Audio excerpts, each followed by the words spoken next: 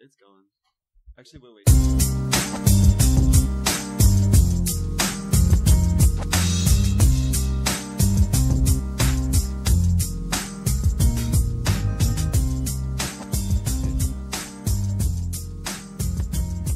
Ladies and gentlemen, boys and girls, welcome back to another special edition of the Tayshawn Muscles podcast. All right. I'm here with my boy Dan Croshaw. What's up, Trev? Dan, should we talk a little bit about how we bonded as managers of the BYU basketball team so people can understand our basketball bond? No, I think we should save that for another time. Just so people know, we did in fact bond as managers of a basketball team. We actually listened to a lot of the Ringer pods of the Ringer does some podcasts of former college managers telling funny stories about their experience managing college basketball teams. And man, we have some good stories. Yeah. But those pods are pretty relatable. Yeah, they're very relatable. You'll get a hoot out of that. But that's not what we're here doing today. Dan and I are in town, and we decided to rally the gang again real quick and talk about SportsIllustrated.com's article, their top 100 article that just came out. Shout out to Ben Golliver, fellow Beavertonian and Oregonian. Shout out to Ben. Ben actually graced us with his presence at NBA Summer League this year, and we got a photo with him. Uh-huh. And it even made his Instagram story. So consider us famous, kind of. Yeah, he was a really cool dude. So props to him for putting together this list. And it's Ben Golliver and Rob Mahoney, and they spend hours and hours over the summer. I mean, they have more free time comparatively than when they do in the regular season. And they crunch the numbers.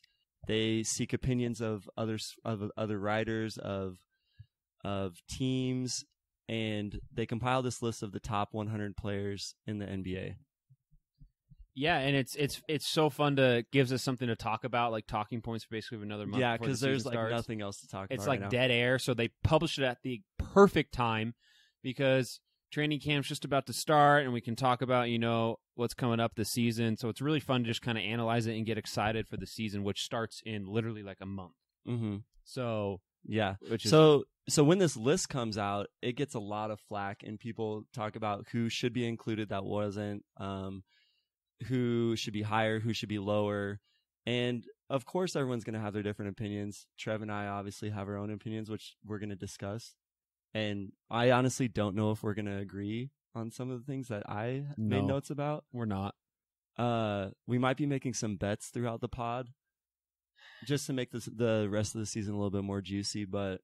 Yeah, so we're just going to talk for a few minutes, kind of casual, talk about the list, where we think's too high, too low, place some money on it, let the money talk, and get going. All right, Dan, so you start us off. Like, what's the number one thing that popped out for you on that list that you wanted to discuss? Well, there's a lot of things that pop out. I want to talk about a couple of caveats that I have. And, like, looking at last year's list, there are a lot of guys that, for example, like Avery Bradley, Jay Crowder, Isaiah Thomas, like those guys were in the top 50. Like Marc Gasol, Paul Millsap, those guys were top 20. So it really is kind of unpredictable year to year, and injuries play a lot of part too. And you don't necessarily you don't know who's gonna improve their game or fit in better with their team in any given season. But I want to talk about how they rank their players first, because it's important that we establish how they're ranking their players. Good point. So we know how we're approaching this. So they say that they rank their players in a vacuum, kind of independent of team construct, outside factors. So my way of interpreting this is that, say you have a team of average players, like they're perfectly replacement level, like clones, like robots, like they're 15th in offense. You have a team that's like 15th in offense, 15 in defense. You throw any given player onto that team. Are they going to make the team better than a different player? And I think for the sake of this, it's important that we distinguish.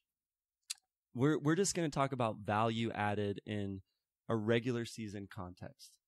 So it's not the NBA Finals. We know that certain players are more prone to success in, like, against the Rockets or against the Warriors in switch-heavy schemes. So just creating as equal level of a playing field as possible. Just who helps you out better. And that's like, so not necessarily like who would win in a one-on-one game, right? It's like who helps an average NBA team better. Yeah, because like Draymond's ranked what? 15th? 13th, I think. 13th? Draymond's not beating Lillard, Kyrie, Clay, Lowry, Wall, Simmons, Hayward in a one-on-one battle, who he's all ranked above of. But they consider him better, like, to help an NBA team win. So yeah, that's important to realize, and I am going to throw some caveats in there because there's some players ranked here that I think when it comes down to it are ranked way too high when it comes to the playoffs. But then once again, teams, we shouldn't rate players just on if they can beat the Warriors, because the Warriors are a dynasty once in a lifetime team.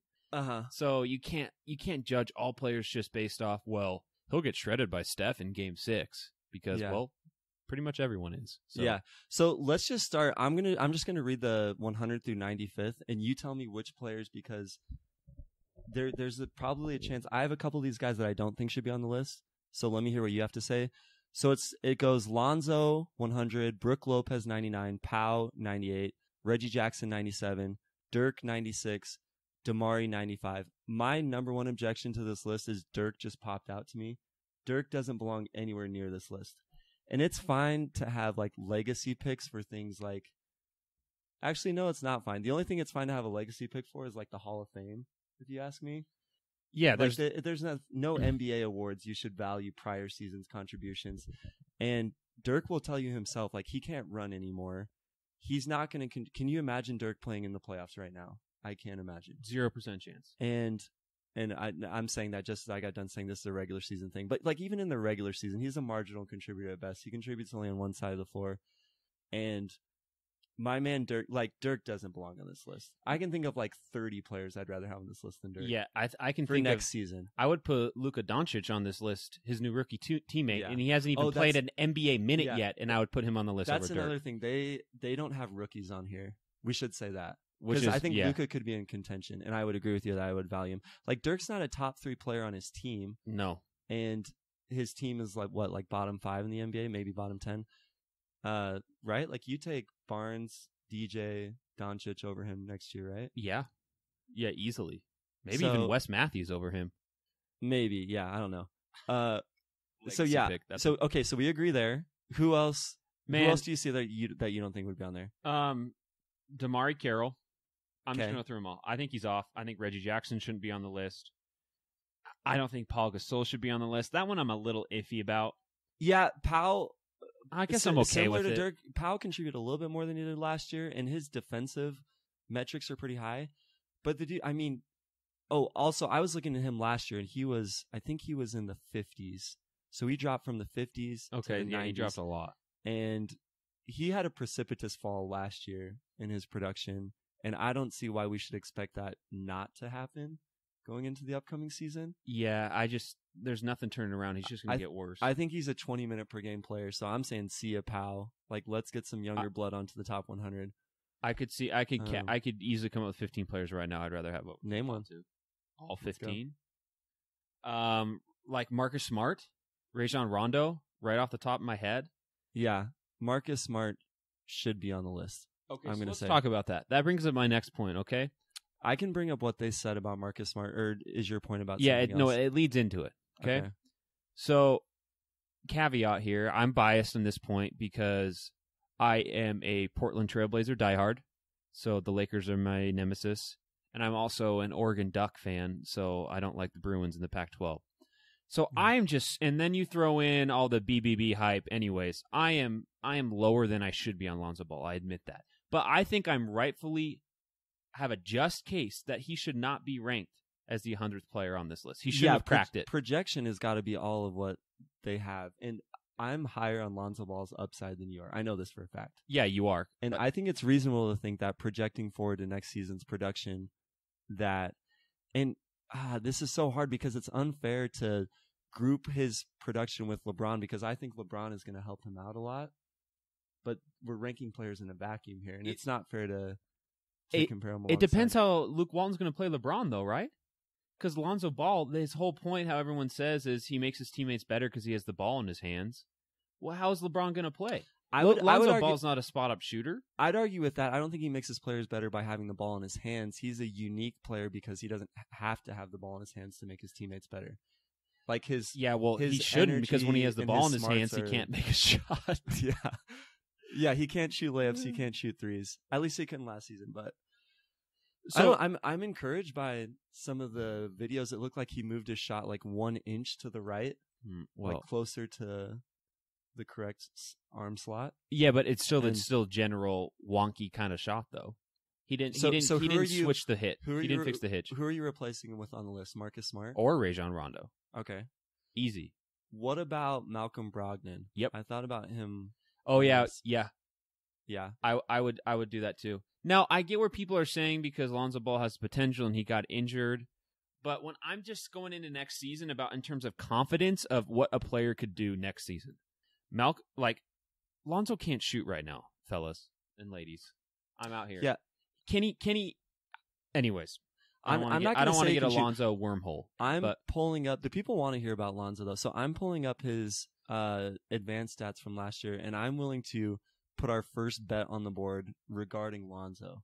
And it's not going to be about his shooting. I was going to say, I'll bet you $1 It's- million that Malcolm it's- Brogdon shoots better than No, it's Lonzo Ball. not going to be about his shooting production. Oh, do you want to? Let's just make it straight up Brogdon versus Lonzo. I'm going to For say what metric? I am going to say, should we do box plus minus Yeah. or win shares? I'll take either one. That Lonzo's higher than Brogdon next year. Yeah. Tell me which one. And listeners, you can follow up with us at the end of the season. We will be paying out on these bets. yeah, let's do we're box putting- plus minus. We're putting 5 on this. We're a little bit Let's broke do right box now. plus minus. We're trying to increase the savings and okay, box plus minus. I think Ball will be higher than Brogdon next year. Okay, what do you want to talk about next? Let me bring up my list again. Damari Carroll. I did want to defend Damari Carroll. I do think that he belongs, but seeing him there, his RPM, I think he was either top 10 or close to it in small forwards last year. And when I saw him in Brooklyn, he looked like a totally different player than he was last year on the Raps. So I think people just assumed that after last year that injuries had derailed his career and he was done. Yeah, he put But together. I saw he looked springy, he looked athletic, and he shot really well last year. So I think at his position, and yeah, he gets killed for not being able to defend LeBron. Who can? No OG, which is another guy we can talk about being on this list, but I'm fine with him not being on this year. But somebody who reminds me of Damari that I think should definitely be on this list that I do not hear enough people talking about is Taurean Prince. Taurean Prince isn't even my guy. Like I never he's your really liked guy. him at Baylor. I liked his press conference. Do you remember his press conference when he said when the team he got asked how did they lost to some mid-major? I want to say like Austin P. That's probably wrong. But they asked him, how is it possible that this team grabbed more rebounds than you? And because Baylor has all NBA athletes on their front line. And he said, well, what happens is they reach 2 hands in the air, they secure the ball, they bring it down, and they go the other way. So a Greg Pop And they is did that more than a us. pop answer. A pop answer. Anyway, the second half of last year, I think Taurean Prince, I think he was putting up 18, 4.5, and 4.5 on above average true shooting, on like 59% true shooting. Was that his per like the second half per of the year. 36? That was his averages. That was his average. per Oh game. wow. Uh-huh. He was the best player in the Hawks second half of last year. He was better than Schroeder. He was better than Bazemore. And he See, was I'm an fine older with that. rookie. See, I'm fine with putting him in front of Alonzo because it's already someone who has established like NBA Yeah. like. Are you ready for another take that I have on somebody that should be dropping out of this? Yeah, let's hear it. I don't think Vucevic belongs. Really? Sometimes I forget he exists. So okay, Where's so he I'm gonna read some more. So we left off with Damari Carroll at 95. So Fred VanVleet, who also I can make an argument that Tyus Jones is as good as Fred VanVleet. Are you prepared to hear that argument? I actually don't really disagree with that much. Tyus Jones is good. He's just Van Vliet was on a bigger stage, and actually I don't know if I believe that. I just think that the drop from Van Vliet to Tyus Jones is not as big as people might think it is. I don't necessarily disagree Especially with on that. defense. Like Tyus Jones wrecks on defense, and Van Vliet competes, and he impresses me. But Tyus Jones is more gifted on that end. Okay, so Van Vliet is 94. Olynyk is 93. I'm down with that. I'm down with that. Fournier is 92. Bazemore 91. And Vucevic is 90. So Vucevic has the counting stats, but how many Magic games did you watch last year? Man, not that many. We need to get our boy Cerruti on here. Wait, does he love the Magic? Yeah, he's a Magic fan. Okay. So Nikola Vucevic, I think he expanded to 3-point range last year, which is the only saving grace that I see for him and the reason why he should be on this list. His rebounding dropped. He does not protect the rim at all. He's statuesque on the perimeter in defense, and he his free throw rate is comically low. It's like, I think it's like 5 or 6% for a big man, which plummets his. So you dropping him off the top 100? I'm dropping him off. I don't see him contributing to a winning team in any way. Who would you pick? Who would I pick? Like somebody like Taurean Prince, Marcus Smart. I don't have my list up here of the people I thought were snubs, which man, I guess I don't disagree totally with that. I'd rather have like Montrezl Harrell. Wow. Okay. I don't disagree with that. Actually, now that I say that, I have no doubts about that. Like, I'm even thinking about last year. Mm-hmm. Would I rather have Ed Davis? Well, do you think Ed Davis can play as many minutes as Vucevic does? Yes. He can handle that workload? Then yeah, I'd take Ed Davis over Vucevic. Yeah, I'm with you on that take. Vucevic just seems to be that guy who has empty minutes and empty stats. Yeah. He's big, so he gets rebounds. But what other value does he really add to that? He is what he is at this point, and I honestly think his 3-point percentage, because he shot, I can pull this up, or it's not that important. He shot high 30s last year, but I thought it was kind of a flash in the pan. Okay. Should I read the next 5? Yeah. Or do you have any other? No, keep going. All right, so at 89, we have DeJounte Murray. 88, Kyle Anderson, former Spurs teammates right next to each other. 87, Andre Iguodala. 86, James Johnson. 85, PJ Tucker. Thoughts on those guys? I have a really hard time getting my mindset out of playoff basketball. That's something you have to work on.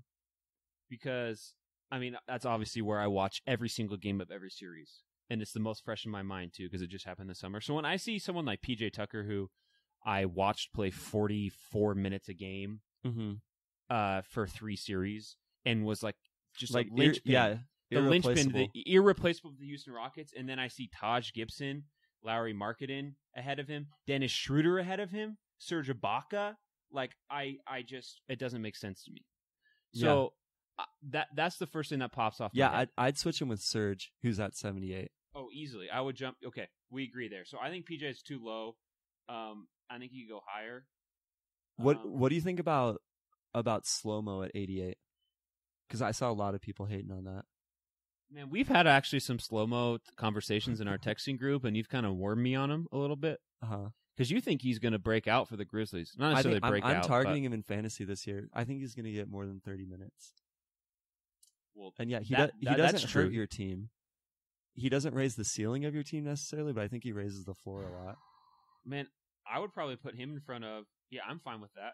I'm looking at Taj Gibson again and Dennis Schroeder. I'm just going up the list and seeing people who I think I would replace him with, and I would do that. Wait, you do what? I would. What I'm saying is I would flip slow-mo with Schroeder.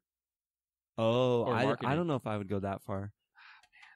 I'm pretty high on Schroeder in Oklahoma City. Okay, so I'm on that hill. You are on that hill? Yeah. And I just don't see how that works out with Russell Westbrook. Okay, let's think about a bet for that in a second. But we're getting to those numbers. Yeah, I don't see I just wanted to point out 85 through 87 are possibly the 3 guys in the NBA I would least want to get in a fight with. PJ Tucker, James Johnson. I agree with both of those. I don't. Iggy, does he have a street cred record of getting in? Like, you don't want to get in a fight with him? No, by all reports, he's an upstanding citizen. No, but I'm not talking about off the court. But everyone has their buttons you can push. Like, he could tear you up. He's got reach. And he's ripped. I don't know. That was just what came to mind there. James Johnson. Are you ready to hear me talk about how I think Marcus Smart should be where DeJounte Murray is? DeJounte Murray is number 89. Yeah, I'm fine with that. Because like I said, he should be in front of Lonzo Ball. So, yeah, go ahead. I just think that Marcus Smart is a more valuable player next year in a vacuum than DeJounte Murray. Well, I agree with you. Yes. Okay. Well, and then I'm also I do the replacement type of thing. So next year, first off, I do it for Lonzo Ball, right? Mm-hmm. Would the Lakers be better with their current structure and LeBron with Marcus Smart on their team? Would they seem more formidable with Smart or Lonzo Ball? I choose Smart in a heartbeat. Okay, I cannot imagine Marcus Smart in a Lakers jersey, but yes. Yes, and I do the same thing with the Spurs. Okay. You replace him with Murray? Well, my problem with Murray is I don't know if he can run the pick and roll. He hasn't proved that at all. We're going to see this year. Marcus Smart can at least run the pick and roll. Obviously, neither are spot-up shooters. And I think that Smart's defense is more versatile. I think this is a theme we're actually going to be getting into today, that the multi-positional defense is like players that can lock down one position, like, say, Kentavious Caldwell-Pope. Like, he can look like a miracle worker when guarding Steph Curry for a 5-minute stretch. But how much does it help you if his help side defense, his rim protection, his rotations aren't as crisp in the team? Yeah, that's one interesting. And that's what Marcus Smart is maybe the best backcourt defender in the NBA at, is how he flies around. But so hold on. DeJounte is... Did DeJounte end up getting all defense? I think he got first team, didn't he? I do not remember. Wow. But I'm jumping the gun. He's there. Let's look it up. You keep talking. I'm going to look it up. Okay. I'm going to go on to the next players on the list. So we have... Before you leave, I know you're a Marcus Smart guy. Are you willing to put some money on Marcus Smart next year? I want a specific shooting bet. That's the thing about his shooting. He came back with a bandage on his left wrist that he was playing with for like a month. And every time Marcus Smart gets injured, okay, so I am willing to put a bet on it.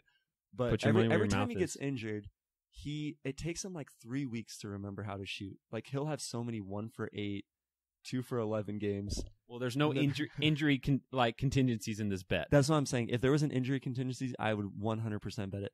But I am willing to bet. So last year he shot 30% from 3. All right. Okay. I'm willing to bet he'll shoot 33% or higher. I want 35, so we're doing 34. Compromise. I'm not willing to go 34. Oh, come on. Let's move on. 33.5. 33.5. $5. Still no. Need 33. Wow. That shows you how much confidence he has in Marcus Smart. I don't have a ton of confidence. I have a little bit of confidence. So going on, 84 is Lauri Markkanen, 83 Taj Gibson, 82 Terry Rozier, 81 Al-Farouq Aminu, and 80 Dennis Schroeder.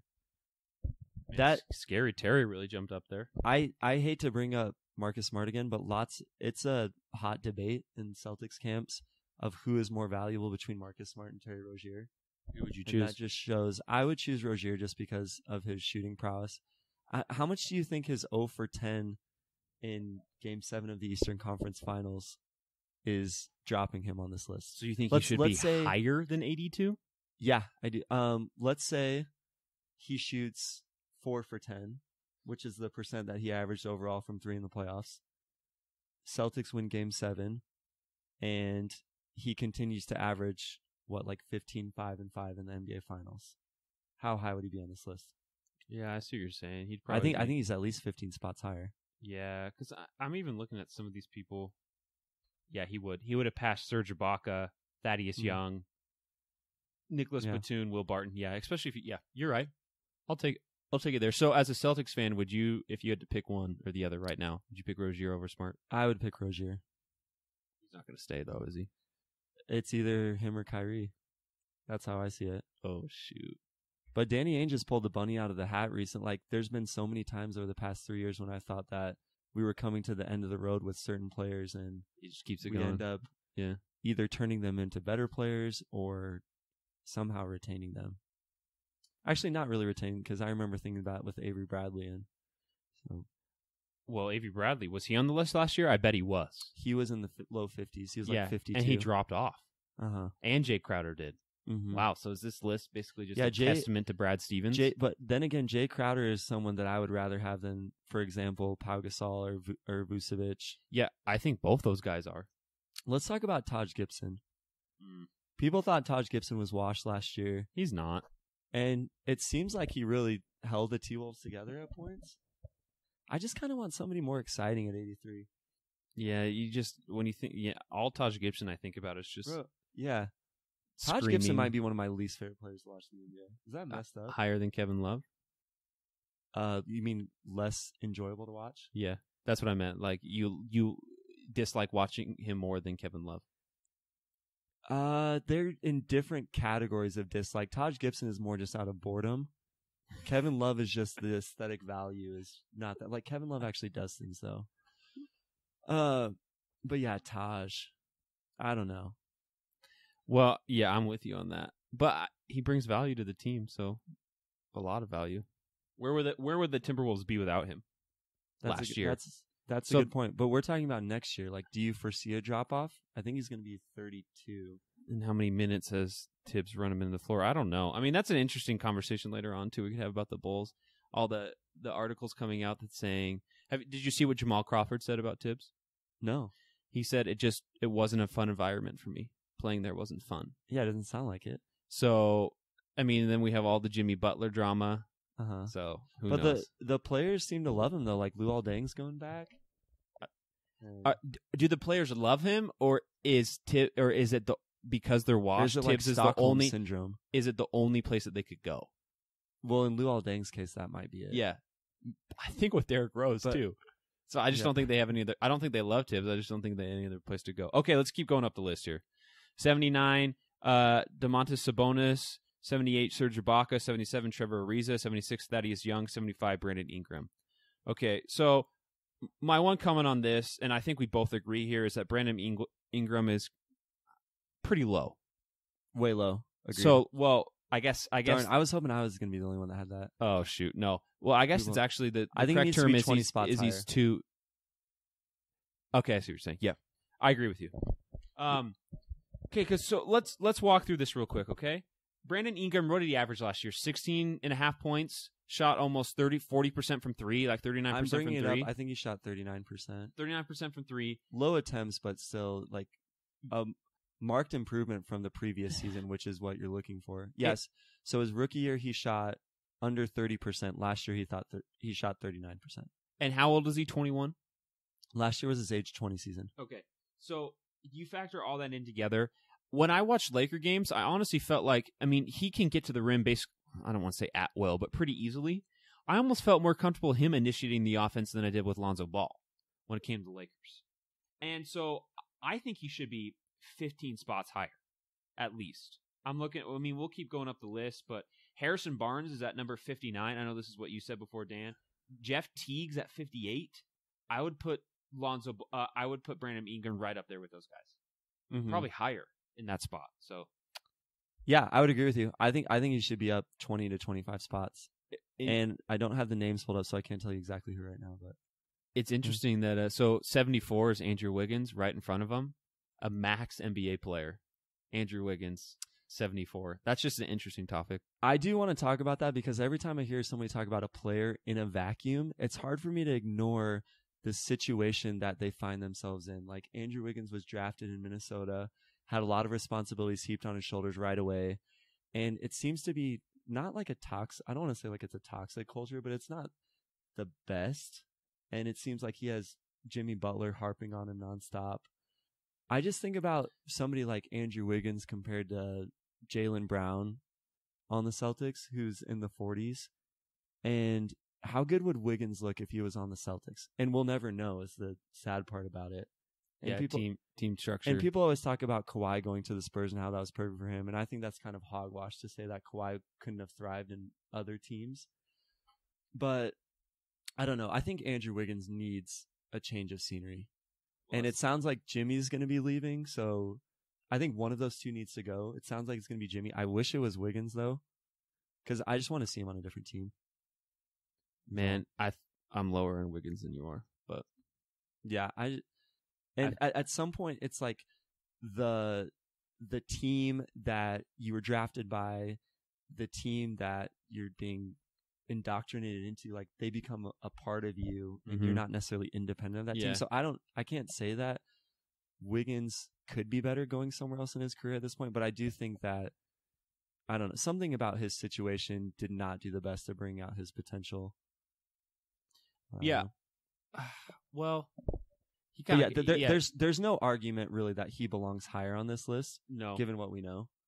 Okay, I see what you're saying. Yeah. You're not arguing that he should be higher right now. I'm not You arguing. just think he could be higher if he was in a different team structure. Because from what he's shown, 74 seems about right to me. Yeah. But I'm with you on there. Minnesota's been turmoil lately with coaches, revolving door, and Thibs hasn't really helped. So I'm with you there. So, but here's just another example. So, Nick, one last thing about Brandon Ingram. So, like I said, I'm a Blazer fan, so I can't root for the Lakers, but I really like Ingram. Okay. And when Nicholas Batum is 73 on this list, he's 2 spots higher. Is there one statistical category that Nicholas Batum did better than Brandon Ingram last year? I can look it up for you. Like, is there seriously one? And well, there's one. Okay, that's being maybe okay, but yeah, I'm sure there's one. I have some friends that call Nicholas Batum 3 for 9, 8 points. Batum. I don't know. That just seems to be what his box score is every time you look at it. But while you're looking that up, I'm just giving that. So you keep going on the list while I'm looking this up. Okay. Maybe these rankings. So just for all of our listeners out there, these rankings are also supposed to kind of take into prediction how it's going to impact their teams next year. That's why DeMarcus Cousins is 68th on this list, because they're taking into the fact that he tore his Achilles and that he won't play for at least a few months. So when you take into account that Nicholas Batum is old, has been injury prone for a long time now, and it has declined the past 2 years, and you still put him ahead of Brandon Ingram, this is where I have to disagree with my guy, Ben Golliver. So Batum's advanced stats are higher than Ingram's. However, Ingram had a higher true shooting on 5% higher usage than Batum did last year. And I've always thought Batum's defense was I thought it was overrated in Portland. Yes. And if anything, it's dropped. Yes. Well, he's not the same defensive player in Charlotte at all. So he's just a guy that looks like he should be good at defense, Okay, so let's talk about the next 2 guys I think should both be higher. Josh Richardson, Julius Randle. Agree, disagree? I love Julius Randle. Hey, and I'm the one who got you on the Josh Richardson train. I don't remember that. It's quite possible. Oh, no, we did. I texted you like last November. I'm like, guys, Josh Richardson is good. And you gave me the shake in my head, the SMH back. All right, whatever. Can I talk about Will Barton? Yes, please do. Is there that big of a difference between Will Barton and Tim Hardaway Jr., who does not appear on this list? Even down to their body type, it's not much different, right? Kind of lanky. So Will Barton's supposed to be a little more of a facilitator, right, than Tim Hardaway? Is that true? Is that true? It's shooting wise, I don't think there's any difference. In fact, Tim Hardaway might be a better shooter, but I feel like Will Barton's a better facilitator and probably has more assists, less turnovers. Last year, Will Barton was in his age 27 season, posted a box plus minus of 1. Tim Hardaway Jr. was in his age 25 season, posted a box plus minus of -0.1, and most of that is defense. I think, the playmaking and the defense. So I'll walk away from the cliff on that, on the Will Barton versus Tim Hardaway Jr. cliff. I just thought it was interesting. We agree that Will Barton's body, like, how does he hold up for a season long? I seriously don't know how he does it. I don't. When he was on the Blazers, I never saw him really getting anywhere because I just don't get it how he holds up. But I think the same way of Lou Williams. So yeah, I don't know, and they draw fouls too. Yeah, a lot. So Will Barton's going to be asked to defend threes this year, which is why he's different than Lou Williams' situation. Okay, let's go a little bit faster. Because I guess we just decided to go through this by numbers and then throw out whatever comment.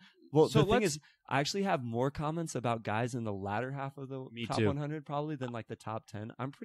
I don't have any qualms really with the top 10, even really the top 20, because I think so much for the top 25 or around there. It's just so much opinion based, and I'd be okay if you're like, well, I want to switch Kyrie and Dame from 17 to 15. I would say, okay. Yeah. Like, I think it's just a coin flip a lot of the times. Yeah. But when it's down to these lower players, there's like legitimate arguments. This is where the intrigue is. Yeah, legitimate arguments on why is that player in front of the other one. So before this is the cliff I'm walking on, okay? I think it's ridiculous that Dwight Howard's ranked the 69th best player in the NBA still. Everything about Dwight, and okay, he still hasn't learned really to run the pick and roll, okay? He has the perfect body to be a Clint Capella type player, a rim runner. Still really hasn't figured that out or done it, okay? He hasn't modernized to the NBA to extend the three-point range like Nikola Vucevic. He's still a pretty decent rim protector, but that's it, okay? I don't know how many years he's been in the NBA. No post moves, developed no post game. This is going to be his 14th season. Okay, so no post moves in 14 seasons. So I don't know what he's doing in the off season.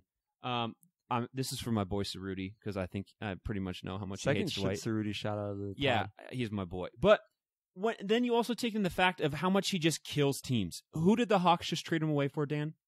What was that trade? No, they signed. He got traded to the Nets for Mozgov.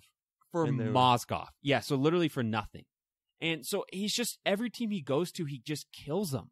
He has a negative offensive box plus minus his last 6 years.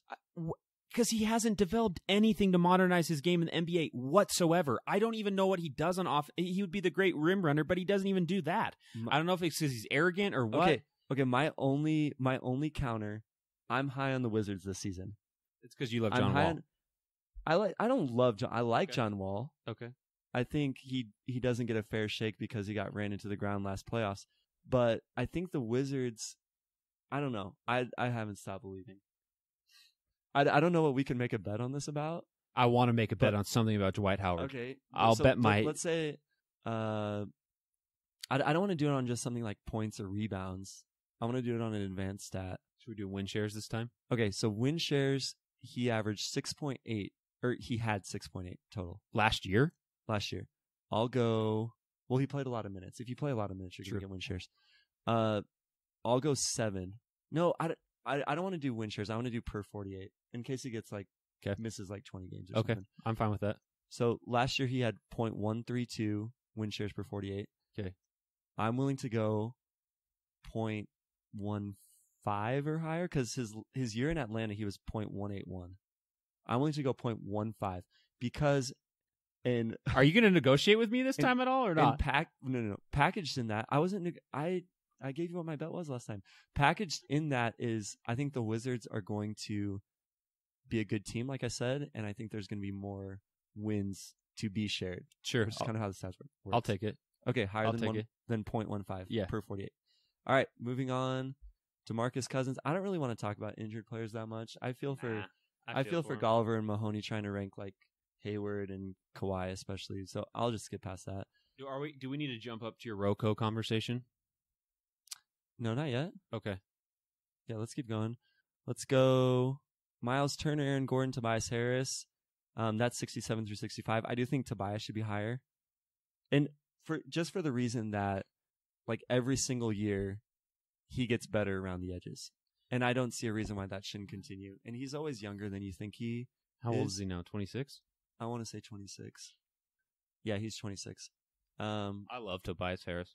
You think he should be higher too? Yeah, I'm just reflecting back on the Blake Griffin trade. I think that was such a win for the Clippers. I think they didn't even get that steep of a drop off in terms of talent from Tobias to Blake Griffin, and they got off the monster contract. I just loved the trade. I can't decide if I'm pumped to watch the Clippers this year or not. Well, Shai Gilgeous-Alexander is my guy from the draft. Yeah. Yeah, we all know that. Look good. Am I excited about watching any of the other players? I'm not excited about watching Gallinari. I don't really like Lou Williams is something that I should like watching, but I don't like watching him. I don't like watching Pat Bev or Avery Bradley.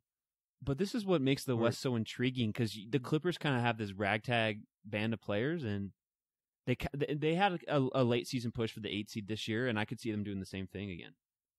Yeah, so I could see him doing it if Gallo stays healthy the whole year. Yeah. Let's talk about Nurk. Go. Man. You're the Nurk specialist. You're bipolar on Nurk, if we're going to be honest. So yeah, I'm very bipolar. Higher or lower than 64? That's a great question. Man, honestly, I would put Tobias Harris in front of Nurk. Okay, So I'm just looking at people under him. I'd probably put Aaron Gordon in front of Nurk too, and probably Miles Turner. So I think Nurk's probably five spots, five to 10 spots too high. I really do. And part of it might just be my frustration, but there's the Pelicans last year in the playoffs, they just destroyed us by trapping Dame and CJ out in the pick and roll. And I just felt like so many times Nurkic, like if we had a center who could just finish like in the rim stronger or pass out of those 4-on-3 like plays after they trap on the pick and roll, we could have actually made that a competitive series. But he has those flip shots. He's just, you never know what you're going to get out of him. Okay. I think at the same time, that's asking a lot out of a 7-foot behemoth that's a defensive. He's the defensive anchor. He is. His defensive numbers don't lie. And the Portland's wings, I think, are more at fault for what happened there. But that's just my 2 cents. So what do you think? Do you think he's too high, or do you think I think he's fine where he's at. Okay. I mean, I don't think he's too high, too much higher. 5. But would you put Harris and Gordon in front of him? Yes. Okay. So yeah, Yes. I think we both agree he's probably 5 spots too high. Okay. So going on, Valanciunas, Redick, Lou Williams, Mirotic. That's 63 through 60. I'm gonna jump ahead of myself a little bit.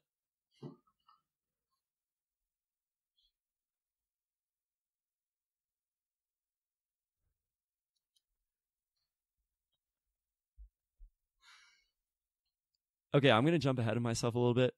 I think that Mirotic should be where Derek Favors is. Derek Favors is 51. Where's Mirotic? I think Derek Favors is way too high. Mirotic is 60. And I just don't think in a vacuum or with the Jazz, and I realize that Favors has value because he's center insurance if Gobert misses time. I realize that lineups with him and Gobert are still a little bit successful. But after the Jazz traded Joe Johnson, their lineups that featured stretch fours, like even if it was Jerebko or Jay Crowder was majority of the time, second half of the year, their offense went way up and their defense didn't drop in lineups with Gobert. And I'm imagining them with Mirotic instead of Favors at the 4. Yes. And I think it's immensely better.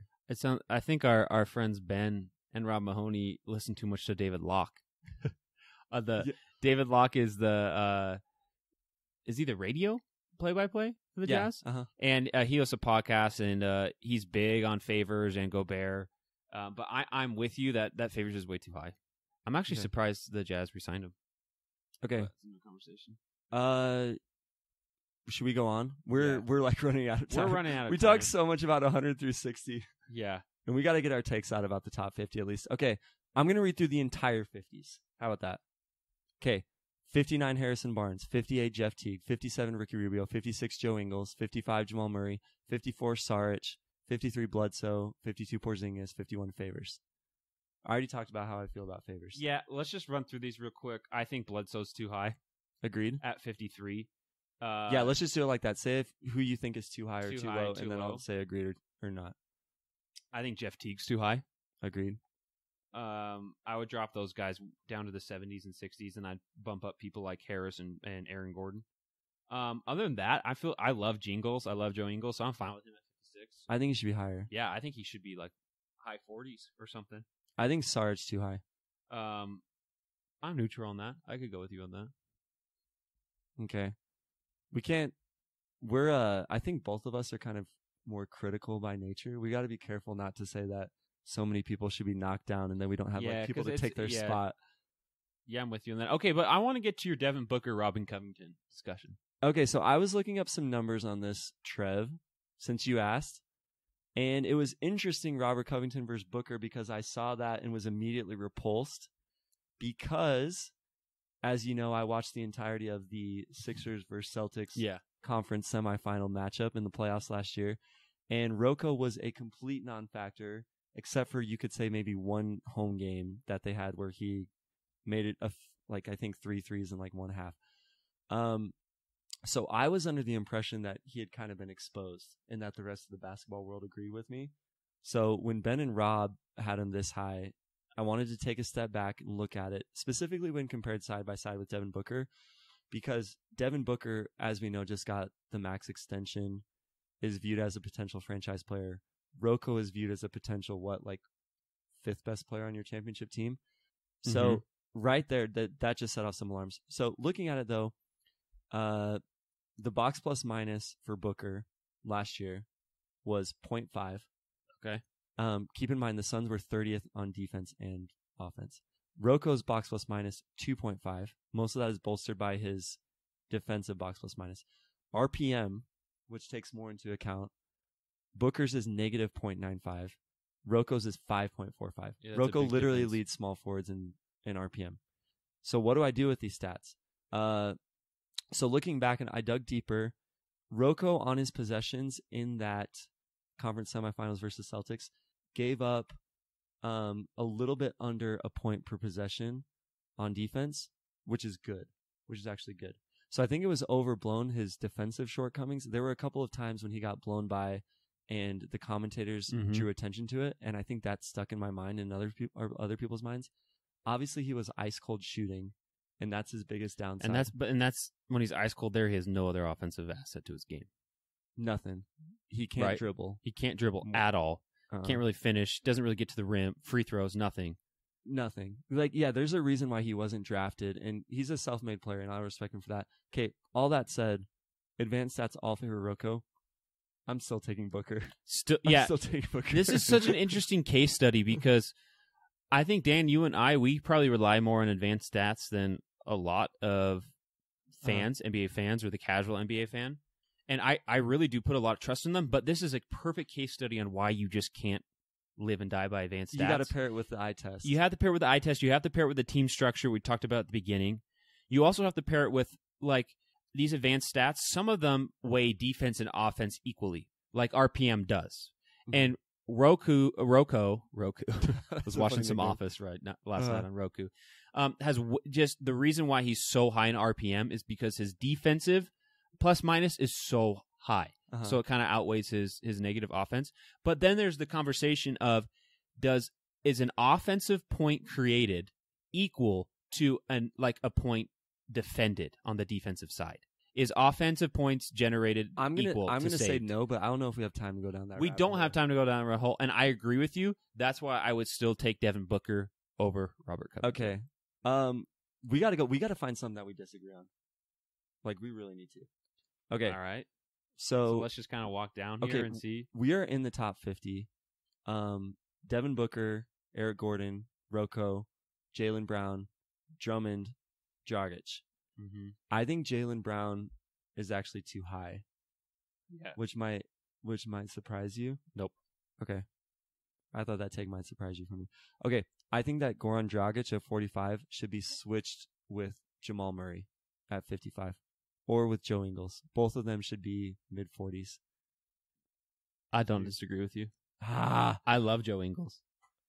What about Jamal Murray, though? Because here's the thing. I kind of hate Jamal Murray because he showed up at Summer League wearing sunglasses indoors and a ripped shirt. And I saw a bunch of people try to talk to him, and he gave them all the cold shoulder. I could make a bet. I could make a bet over Dragic over Jamal Murray. Okay. Like look up a specific metric to make the bet on. Okay. I'm really low on Dragic. When I saw him last year, it looked like he had lost a step. And that Heat team, I think Spoelstra is just the magic thread that keeps that Heat team together. I don't get it.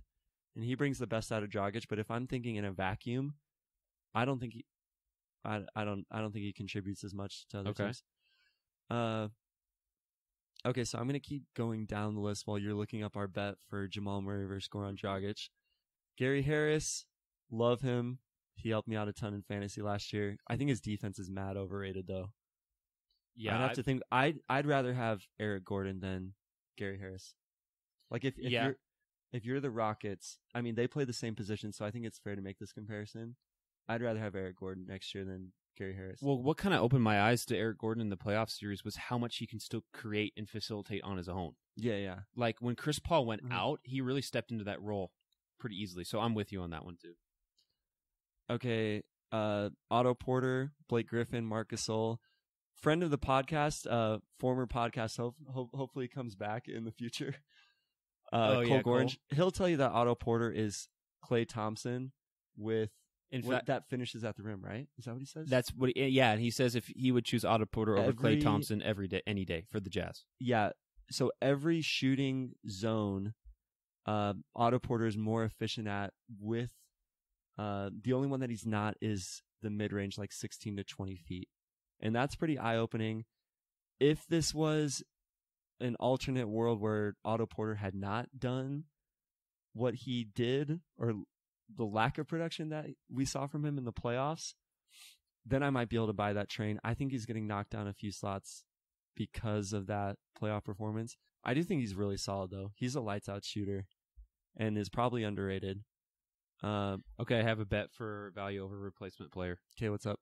So last year, Dragic and Harris both had a 1.2 VORP. Okay. So I'm just going to say straight up Jamal Murray has higher this year. Yeah, let's just do $5 bet. Okay, On- good. on VORP. Hey, so we got to wrap this up here soon because Okay. I have to So- head back. I have to head back home to my native land of Portland.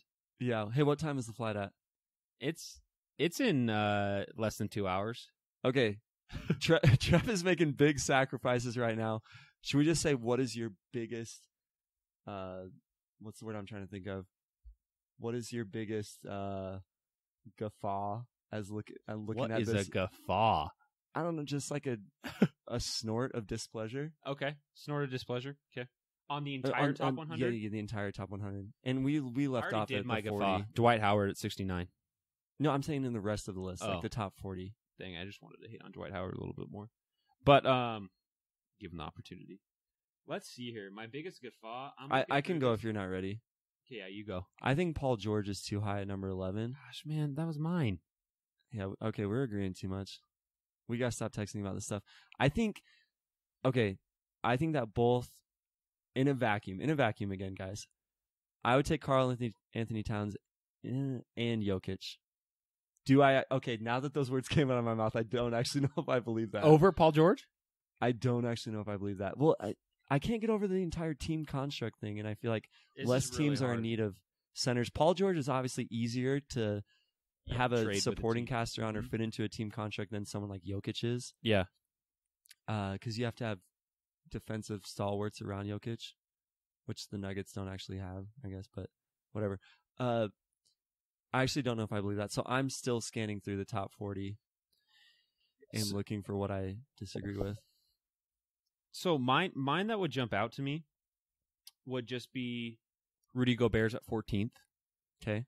Now, this is kind of a veer off what we were supposed to do but I just need to make this point, okay? Rudy Gobert make the point. Rudy Gobert is a fantastic defensive anchor and rim protector, probably the best in the NBA, right? How much of the Houston Rockets series did you watch? A good the Jazz? chunk. He was Almost every game. he was really neutralized in the playoffs. A Mhm. lot more than I thought he would be.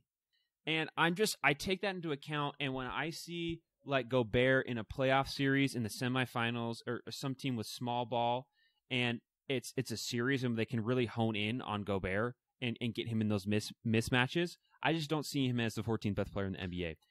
Lillard, Horford, Irving, Jokic, Cat, and Oladipo are all ranked below him, and I would all put all 6 of them ahead of Gobert. Okay. I'm willing to do an advanced stat bet on Okay. that one. Let's do right it. there. Pick one of those players. Should we do Lillard. Horford because they play the same position? You just said anyone. Okay, we can do Horford. Okay. Yeah, because I don't know. I feel like he was exposed by Chris Paul. And Chris Paul, who comes in at number 8 on the top 100, by the way. I can name the players that would expose him on like one hand. I just think there's more when there's an NBA A random playoff thought that series. just came to my mind. I forgot to mention Tyreek Evans is a big snub from this list. I didn't even and I realize that. I would have cried had we ended this pod and I hadn't mentioned Tyreek Evans as a snub. Okay.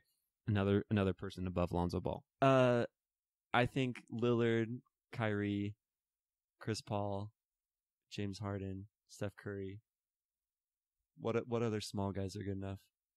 I'm fine with him defending Westbrook, Really? and I think Westbrook is too high on this list. That goes into it too. Westbrook is at number 7. Okay, well, I'd rather go the other way than drop Gobert down to 20. I'd rather bump Gobert up to number 7 for Westbrook. really? Yeah. Wow. Yeah. Okay, so we disagree. So you think Gobert is a top But 7 NBA player? That's what this list is. No, I don't think that, but I said I would rather put him that way than go the other way than what you just said. You'd rather him at 7 than 20? Yes. Okay, well, we Yes. disagree there. Okay. So let's look up a bet and halfway. That's- We're gonna that's gonna be the signing off. Yeah, that's going to be the end. This is the ending bet right I here. feel like I have other things to say about it though. You look up the bet. Okay, you keep No. going. Okay. Ben Simmons is, I think, someone who is polarizing. I think we probably both have opinions about him at 26. Yes. It's the playoff argument again. As far as rookies go, I'd rather have Donovan Mitchell next year. I mean, I say that he shouldn't be at 26, but then I look down the list and there's not a lot of players that I'd rather have regular season or playoffs. So I think I'm probably fine with Ben Simmons there. We should do a different list for playoffs, but yeah, That's a good thought. John Wall at 24. Do the John Wall, guys. I think he's going to have a really big year. I think he's going to prove that he's in the upper echelon of point guards with Kyrie, Lillard, not Steph level. Did you not see the but photo? The second tier. The photo of him that came out at the mini camp? Yeah, I saw the photo. I've also seen other photos on Instagram where he looks absolutely ripped. I know. I have bad days in photo. I have a mustache right now, and wouldn't look that good in a team photo. So yeah, I think John Wall. I see why he's at 24, but I think we could look back by the end of the year, and I'm not sure where he was at the year before, but he was higher than 24. Other players that I think we could look back. Let me talk about Klay Thompson. Okay. Or are you Yeah. bringing up that bet? Because I'm just stalling. I'm throwing out stuff. Klay Thompson is someone whose defense I think is really overrated and someone who stuck out as we were looking through the advanced stats. He has a negative defensive box plus minus, negative defensive RPM, and that's not the end all be all of defensive impact. We know that he can lock down ball handlers probably better than any other two guard, or right up there with other two guards. But Klay, I don't know if that's that valuable because you can just get guys to switch off of you. People hunt True. matchups, and it's more about what you can provide. Or I shouldn't say it's more about it, but also your help defense, your rotations, your hands. Like Klay has really bad steal and block rates, and I don't think that should just be totally ignored because that's a big part of defense. Yeah. So I think I'd be willing to switch Wall and Klay, 24 and 22. Not the biggest switch, but Hey, it is what so it is. I looked up some stuff for Gobert Heck and yeah. Horford, What's up? and it's making me a little more timid on my take. Why? Not Because my- Gobert killed both of them. Well, not killed, but I'm still pretty confident that I would take Lillard and Jokic, and I don't know, but I still think Gobert's too high. But okay, I'm willing to make a bet with you about Al Horford and Gobert. I think I'm Al listening. Horford will have more game winners than Rudy Gobert next year. Well, Al Horford had one game winner last year. Yeah. Did Rudy have any? I think he had one 2 years Did he ago. really? So Rudy Gobert, the thing. That's a stupid thing to make a bet about. Well, I'll make it though, because I honestly don't think that they're going to go to Horford in a game-winning situation. He's like fourth on the pecking order. So the thing about Rudy Gobert is that last year he only played 50 games. So I got to give him a break because I'm looking at him statistically the past 2 years where he's been healthier, and the guy does advanced metrics just pops off the chart. So I don't know what I'm comfortable taking a bet out anymore. Okay, let's just do the game winner bet. Yeah, I think that's fun. Kind of fun. Yeah, let's I do think it. it's stupid. I'm lighting $5 on fire probably. I don't see the Celtics going to Horford. I can't remember what the circumstances were last year in that game against Portland when they did that. That's just stuck in Okay. my memory. Can I just read? Yeah, we're wrapping up. Yeah, read it. My man Trev is about to miss his flight. Just so we know the top 10, I'm gonna start off at number 1. All for the pod. Okay, LeBron number 1. Congrats, LeBron. We're gonna have to do a pod later about our preseason predictions. Yeah, which we will. Durant 2, Curry 3, Harden 4, Davis 5, Giannis 6. Man, that's a stacked top 6. And then this is where the fall off is. I think that top 6 is a tier. Yeah, Westbrook, Chris Paul 8, 55 games Chris Paul, Embiid 9, and Jimmy Butler 10. It Yeah. really falls off. There after that top is 6. a big fall off after 6. Now, I think I think those top 6 are your MVP candidates. I would say my biggest I don't- guffaw. Uh-huh. Yeah, I love that word, by the way. I don't know is- if I'm using it right. Is I know To be Kawhi honest. Leonard is injured and he didn't play last year, and they have so much like just intrigue and like mystery surrounding him. but just based on pure talent, and I think 12's too low. I'd put him easily number 7 and rank him above Westbrook. Okay. I really do expect Kawhi to come back and perform exactly how he did on the Spurs with the Raptors. I hope that he does. And I just think the value he brought, he was an I hate the MVP Raptors. candidate. Yeah, even I know you do. But when you're looking at everything, I think that's just too low. And I would put him top 7.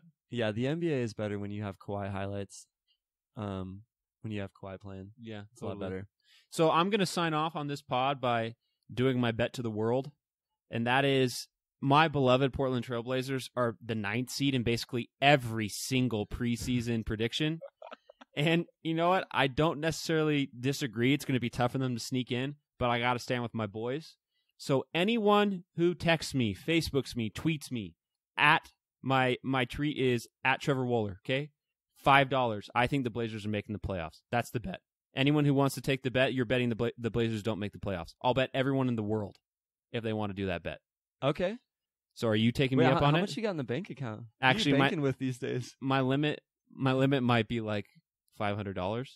Okay. So but I don't know how many. That's like 100 people to bet. 100 people reaching out. But yeah, that would be something. I'm making my bet to just open it up. And I did this in 2015, right after LMA left, and it was just Dame and CJ. And 10 people took me up on the bet. I was $50 richer.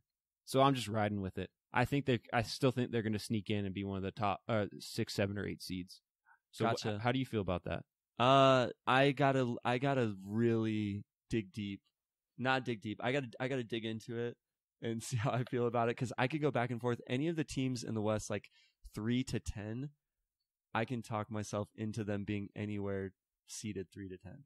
Yep. It depends on how I'm feeling on a certain day. And Yep. it's probably just going to come down to injuries.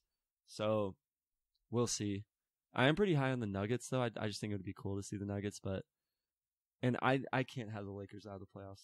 I think you have to put them in there. We'll talk about it later, though. We'll have another pod for preseason right. predictions. So, shout out Ben Golliver, Rob Mahoney. Heck of a top 100 list. Hey, you did. We disagree on some places, but the whole purpose of this was to get the juices flowing. I'm stoked for the season. Gets us primed and ready. Man, there's so many people we didn't talk about. We didn't get to. Well, I didn't get if to you want give to my talk to Victor all of Oladipo them, we'd be on takes. here for 3 hours. I didn't get to give.